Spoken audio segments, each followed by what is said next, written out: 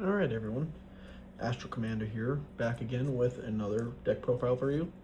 As you saw on the post for my page, I am doing a Darklord one today, hence the mat. This is another one of my favorite decks. This kind of got me more into the competitive side of things when I started playing again. But this one I built more for kind of casual play with my buddies. I didn't really build it to go to competitions. It probably could, and at least compete. I can't guarantee you it would do anything amazing. But without further ado, I play one copy of the main guy, Darklord Morningstar. When he is summoned, you can special summon Darklords up to the number of effect monsters your opponent controls. So if you're going second, this is a good card to get out. His other effects are he cannot be targeted by effects while you control other Darklord monsters. So you'll always have another Darklord out along with him. He's never going to be out by himself. So that effect's always pretty much in play. And you can send the top card of your deck to the graveyard equal to the number of Darklords controlled and gain 500 life points per card. And that effect is once per turn. So he's kind of the main boss of the main effect monsters. But overall, he's not the main boss of the deck. But he's definitely good as a one-of, especially to use as fusion material for the first Darklord, so you can get that effect. Next, I play 3 copies of the new Darklord Dehudi. I'm sorry, my third copy had not come in yet, so I am using the Dawn's Light as a placeholder. But when Dehudi is summoned, you can special summon a Darklord from your deck in defense position, except for himself. So most cards, if you can special summon, it's going to be anything but themselves. But his other effects are when you control a Dark Fairy Fusion monster, banish this card from the graveyard and add a Darklord card or a Forbidden Quick Play spell from your graveyard to your hand. So if you have Forbidden Droplet, or if you have the money and want to buy Forbidden Crown, you could run that in this deck, but I use Droplet because it's a lot cheaper. That will be being able to be added to your hand from the graveyard. So 3 copies of him is mandatory in this deck. I also play 3 copies of the other new card, Darklord Golglet. When Golglet is summoned, he can only be special summoned once per turn, but if he's special summoned, it can special summon 2 tokens to your field.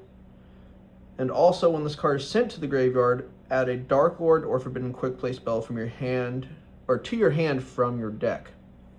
That is also once per turn. So his effects are once per turn, but you can add a Quick Play, Forbidden Spell, or Darklord from your deck. So this one is from the deck. The Hootie was from your graveyard. So more setup plays there. Next is 3 copies of Darklord Ashell. She's pretty simple.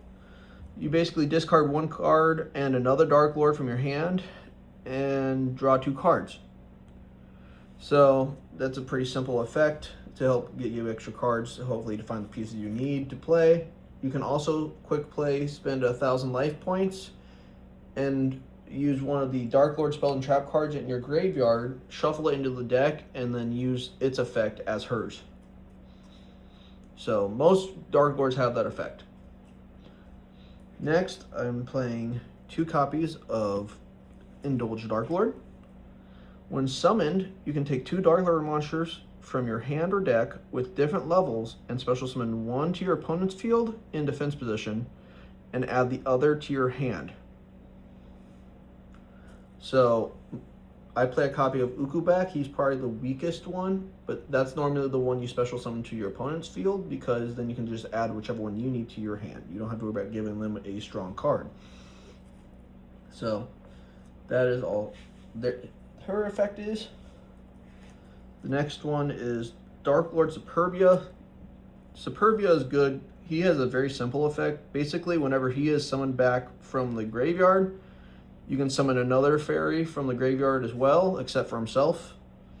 So he's just a way that if you have Darklord Contact, you can bring him back and then when he comes back, he summons another card back. So that's just another way to reoccur bodies onto your field. Next, I play one copy of Darklord Nastian. Nastian, you discard 2 cards, or 2 other Darklords, and then you can special summon him. But also he has the effect of the pay 1,000 life points, and you can target a spell, a trap, and apply that effect. So, same as a Shell has, and a couple of the others here in the deck will have. Next, I play that one copy of Ukobak I was telling you about. He's just in here for the Indulged Darklord effect. So that way when you summon her and summon a monster to the opponent's field, you can send him because he's only 700 and 1,000. So most of the time you'll be able to get that over, but with Darklord Dance, most of the time you'll be tributing him to summon another monster.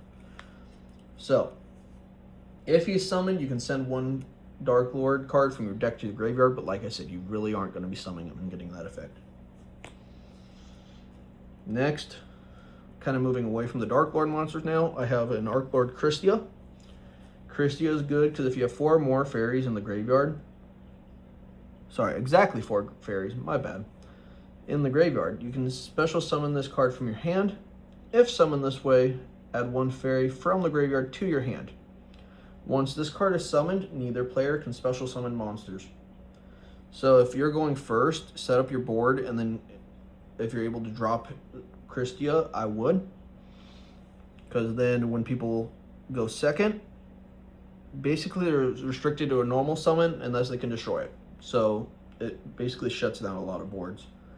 He also, if it's sent from the field to the graveyard, you can place him back on top of the deck instead. So he will reoccur. I play a little bit of the Despia cards in here. I play the 3 copies of Aluber, the Jester of Despia. If summoned, you can add 1 branded spell or trap from your deck to your hand. And then he also can, when a face-up fusion monster is destroyed by battle or leaves the field of an opponent's effect, while this card is in your graveyard, you can target an effect monster your opponent controls, special summon this card, and if you do, negate the selected monster's effect. That you can only use once per turn, or you can only use 1 of each effect per turn. So he has 2 effects. Sadly, you can only use 1 per turn.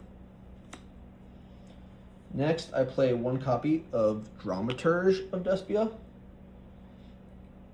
Dramaturge, if an extra deck monster is special, if an extra deck monster is special summoned to the field, except during the damage step, you can target 1 effect monster on the field and negate its effects. So he's doing pretty good when it comes to negation, but his main effect that I use him for is his second one, and that is if this card is used as fusion material from the hand or field and sent to the graveyard or banished, you can target 1 Despia monster or 1 level 8 or higher fusion monster in your graveyard and special summon it. So he will reoccur himself. If you use him as material, you can bring him back or another card and bring it back. So mainly just have him to swarm the board with more bodies. I also play a copy of Ad Libitum of Despia. During the main phase, you can make all monsters you control gain attack equal to their level times 100 till the end of the opponent's turn. So not just your turn, but if you're going first, set that up. They get the power boost through your opponent's turn. If this card is used as fusion material from your hand or field and sent to the graveyard or banished, you can target 1 Despia monster or 1 level 8 or higher fusion monster from your graveyard, special summon it. So more reoccurrence. Each of those effects can be used once per turn. I then play my last Despia card, which is Despian Tragedy. If this card is banished or sent to the graveyard by an effect, you can add 1 Despia monster from your deck to your hand. His second effect, you can banish it from the graveyard and target 1 branded spell or trap in your graveyard and set it to the field. So basically you can send him off the effect to the graveyard for cost, and you can add 1 Despia monster to your hand from your deck. Or if he's in there already after that effect, the next turn you can banish him and go ahead and target a spell or trap and set it to your field.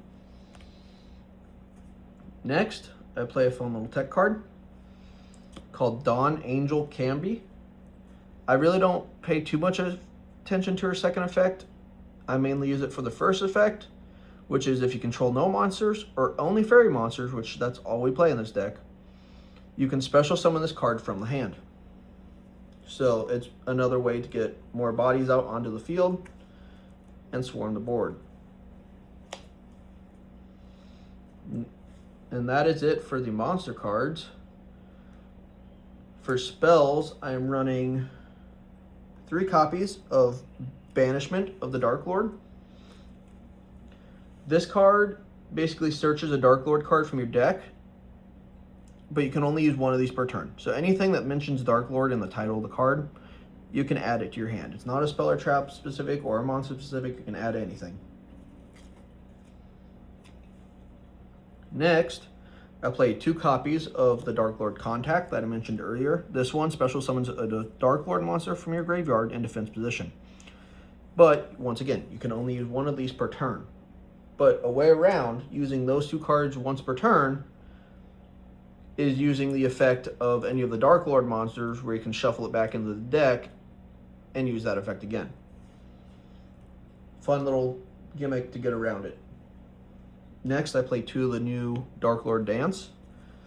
It allows you to fusion summon 1 Dark Fairy fusion monster from your extra deck by banishing monsters from your hand, field, and or graveyard. And monsters summoned with this card gain 1000 attack. So you'll be using it mainly for your Darklord Evening Star, but it's still going to be allowing you to fusion summon any of those, like the first Darklord or any of those, and they'll still get the attack bonus of 1000. Also, the other fun part I was telling you about with Ukuback, if you use the Darklord Dance as your way to fusion summon, if you're summoning a Darklord monster with that effect, you can use the Ukuback from your opponent's field that you gave them from Indulged Darklord. Next, like I said, back to the branded package a little bit. I am playing 2 copies of the branded opening. With opening, you can discard a card, then take 1 Despia monster from your deck and add it to your hand or special summon it in defense position. So most of the time you'll be using it to special summon it, but I mean, if you already have your board set up, you can always just add it to your hand, have more plays set up for the next turn. After that effect is activated, though, you can only summon fusion monster from the extra deck, which most of the extra deck in this is only fusions. We play 2 links and the number 100 package for 3 XD's monsters. The rest are all fusion monsters. So that's not a bad side note to keep in mind, because honestly, it doesn't affect you much, so you don't have to worry about it. I play 1 copy of the Despia Theater of the Branded. Theater allows you during the main phase to fusion summon 1 level 8 or higher fusion monster from your extra deck using cards from your hand or field. Also, if a face-up non-fairy fusion monster or a face-up non-fusion fairy monster is destroyed by battle, you can target 1 level 8 or higher fusion monster in your graveyard and special summon it to the field. So, it's good for summoning cards, but it's also good for bringing cards back if you start losing them. I play the obvious choice for this deck. I play the 2 copies of Super Polymerization. A lot of cards are dark and light nowadays, so it's easy to get cards and get monsters from your extra deck thrown out without having to worry too much about it. But basically, just discard a card, fusion summon 1 fusion monster from your extra deck using monsters from either field as fusion materials. It's kind of a standard card nowadays in Yu-Gi-Oh, but I figured I'd tell you for anyone that's just now joining the game. Droplet, you basically send multiple cards from your hand and you can negate whatever type of cards you pitch for the activation. This is also going to be your search off of Gullet if you're looking to get a forbidden card, or off of Dehudi for a forbidden card. This is your go. And then just to get some more cards to set up your plays, I play 2 copies of Allure of Darkness. This one, you basically just draw 2 cards and then banish 1 dark monster.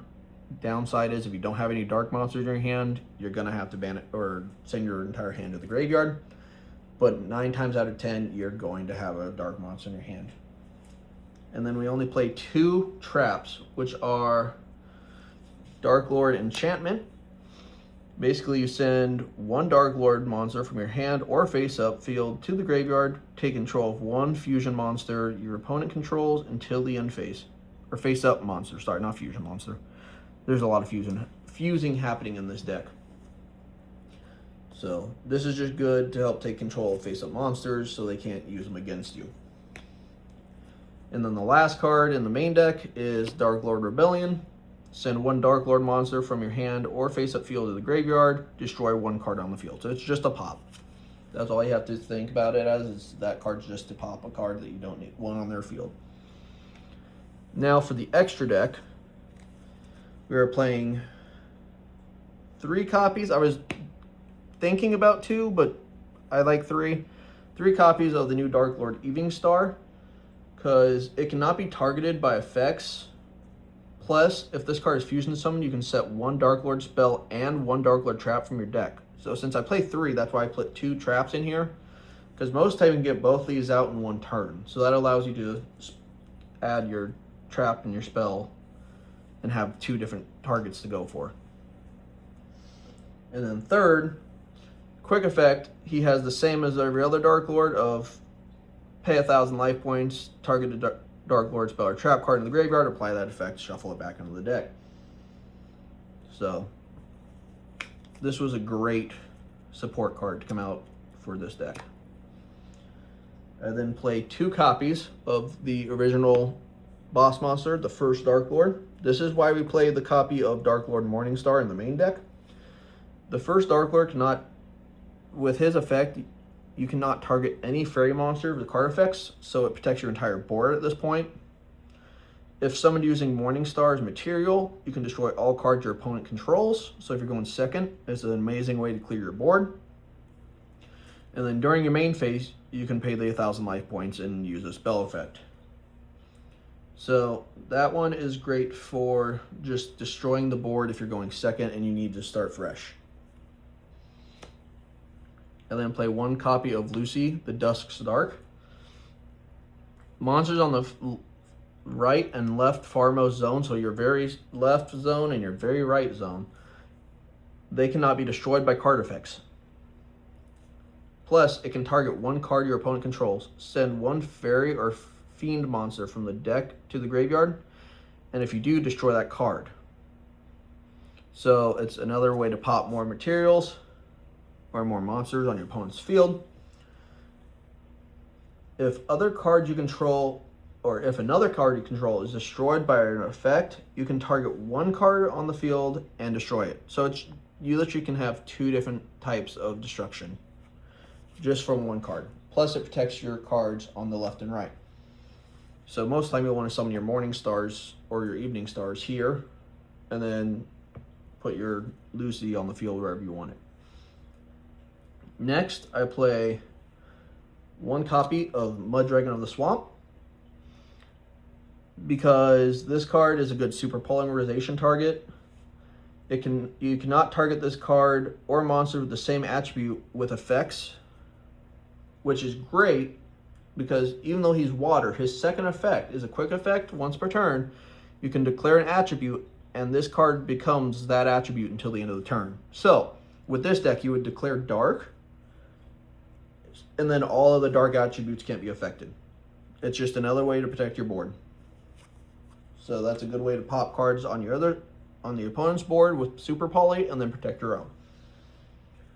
And then play 1 copy of Masquerade, the Blazing Dragon. While you control this card, your opponent must pay 600 life points to activate every effect. It's not just a once per turn. So every time they activate effect, they have to pay a 600 to do so. Also, if your opponent controls an extra deck monster or a ritual monster while this card is in the graveyard, you can special summon it but banish it when it leaves the field. So it's another quick summon it back, but just keep in mind, when this card comes back to the field, since it wasn't technically fusion summoned, it will not have the effect of burning for the 600. So when he comes back, he's just a monster. I then play one copy of Despia Cortus, which during the main phase, you can quick effect, you can change the attack of all monsters on the field to 0 except for level 8 monsters or higher fusion monsters till the end phase of the turn. So basically what you want to do is at the end of the main phase, when they start to go to battle, you want to quick effect that effect and knock all the monsters that are lower than level 8 and aren't fusions. Knocks them all to 0 attack, so you don't have to worry about causing or them destroying anything, and if they do, they're just going to trade, so they're still going to be wiping out their own board. And he still stays at the 2500 because of the fact that he's a level 8 fusion. Next, I play one copy of Despia Proskynion.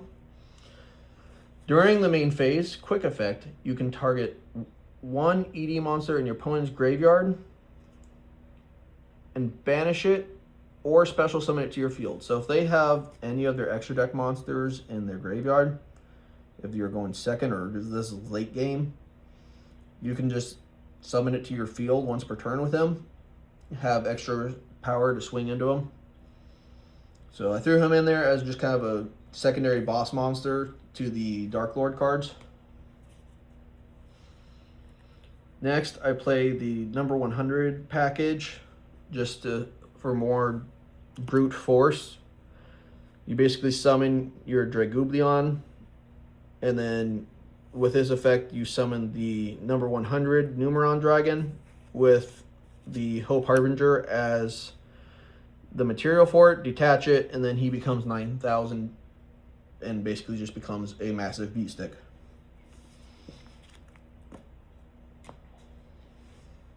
And then last, I played only one Link monster, but 2 copies of it, and that is the Condemned Darklord.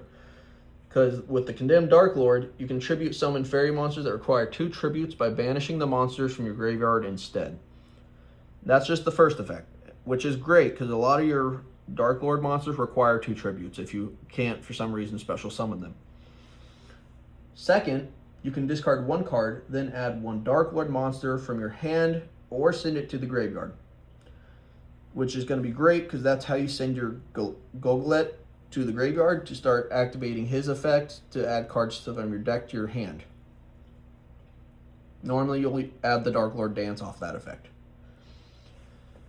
And then the third effect is during the end phase, gain 500 life points for every fairy monster on the field. So not just your field, it just is the field. So if they're playing a Darklord deck, or if this is a standstill with any other fairy deck, you can gain extra life points from both sides of the field for 500 each. So you could get some pretty big boards and then gain about 15 to 2,500 life points each turn. So that is it for the deck profile. I kind of explained more of the plays in this video than I did with the tunes, mainly because I want to start trying new things and figuring out what works. So if you like the video, please subscribe. It helps me out a lot. I'm a new channel, but I appreciate you for checking out the video, and let me know in the comments if you like the profile or what you would change. Have a good one.